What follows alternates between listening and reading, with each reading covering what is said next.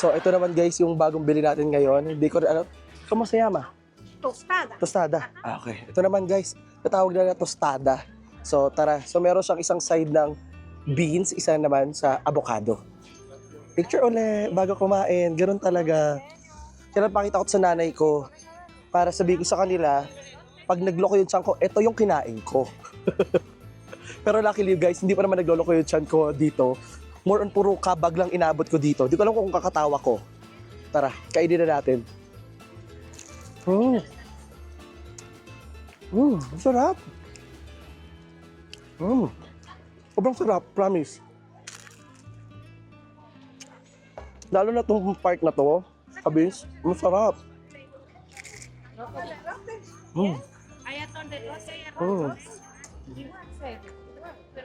Itong kabilang side naman guys, tingnan natin.